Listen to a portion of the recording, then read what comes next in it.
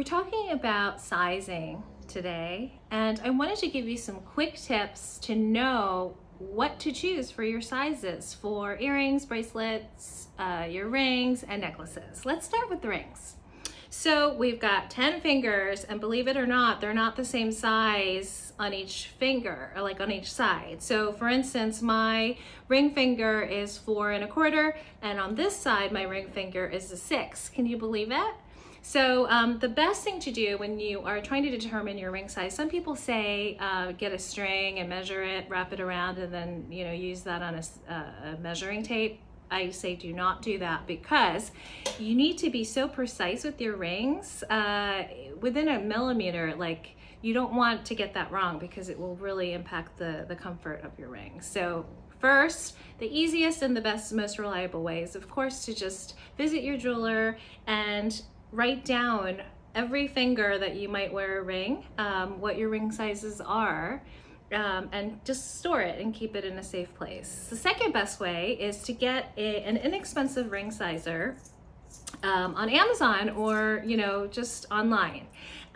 You can get a metal one like this. They can get very expensive, but you can also get very inexpensive. For like $5, you can get a plastic one. That is going to be the best way to determine your ring size, I think, especially if you're going to be ordering something custom, or just an investment piece. You don't want to have to return it. So it is worth the $5 to invest in a ring size and have it with you as your ring fingers do grow in size as we age as well. When we're talking about the styles of rings to determine what size to get, we have different rules. There's eternity, and then there's gold band, right? So you can get a ring that's all the way around diamonds or stones, like this turquoise ring, or you can get a 1/2 or 3/4 eternity diamonds or stones, like this band with metal and a part of it. As long as you have 1/4 metal, you are okay getting your exact ring size, because you can always adjust the size easily with your jeweler. We can go up or down pretty easily, can make that adjustment. With an eternity band, you cannot adjust the sizing. You will have to make a brand new ring. And so, especially when we're talking about diamonds, that is an expensive resizing situation. And as we age, as I said, we do tend to swell a little bit more. Our fingers do grow. And you definitely will want at least a 1/2 a size larger for an eternity band when ordering a ring on any finger. It will give you a little bit of room, and the bands are generally thicker, and so it's not going to move around. It's going to be comfortable, and it'll give you some flexibility as your fingers do grow, or if they grow. So again, rule of thumb, we have a band with gold, get your size, and a band that's all around with stones, do a 1/2 size larger. Something that I offer that I haven't seen anybody else do is having it like a compression ring for an eternity band. That's the other option. If you want some real flexibility on being able to wear your eternity band forever, this compression system is inside. It's like a spring, and it pushes in and gets bigger to get closer to your finger.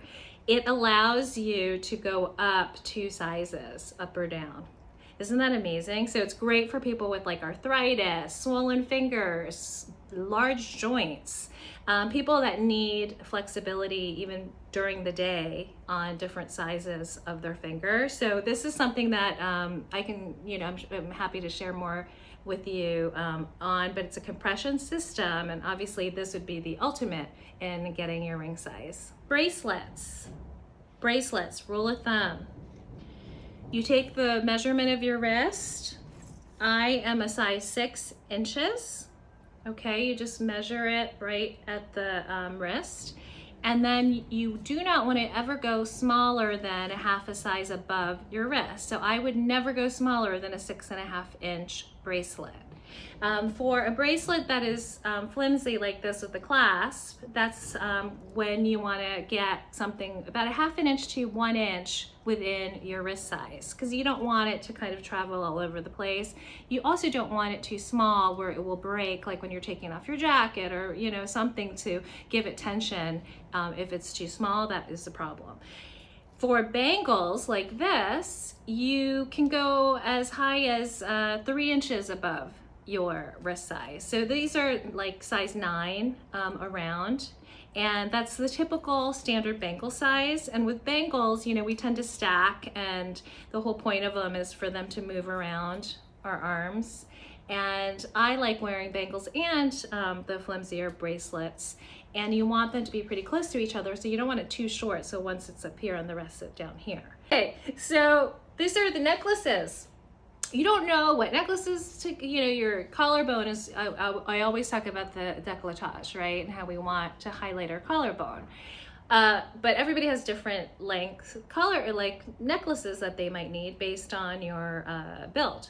So I say between a 16 and 18 inch is pretty standard for everybody. It's going to work, and it's great to have the option if you have these jump rings. I always like to get the necklaces with the jump rings because you can shorten it or lengthen it depending on how you want to style the piece. The other option I think is great is just to get an extender. And you can get a 16 inch or something short on how you normally like to wear your chains, but then when you want to make it longer, you just add this. This one is a gold filled, and it's behind my head, and nobody sees it, so I don't really need it to be this really nice extender. And this gives you a length of like 4 extra inches, and so that is a great tip as well for necklaces. 16 to 18 inch generally, or just get an extender so you have flexibility and stick with the shortest chain that you think is going to suit you to highlight your collarbone. And finally, earrings. Okay, so when you're looking at studs, this is what we're talking about here. You don't want something that covers more than like half your ear. It'll tend to look a little bit too much. There's so much to talk about earrings, but I think basically this is like how it's a relativity issue. How big is your head? My head is big. But anyways, I can wear larger earrings, but my earlobes are they're not tiny. So I need something a little bit more substantial for my studs. Some people have like really small earlobes or ears altogether, so they can get away with tiny studs that look like 1 carat. On me, they might look like a 1/4 carat. How much do you want your ears to be kind of showing? Because some people don't like their ears, right? So all these things are things to consider, like how broad are your shoulders, how big is your head, how long is your neck. So your ears take all that into account, but generally, if you're looking at studs, get something between a half and a 1/4 of the size of your lobe when you're looking at something like diamond studs to be appropriate sizing for you. I hope this was helpful for you. Great information as we talk more about the important tips of buy less, buy better. Okay, bye guys.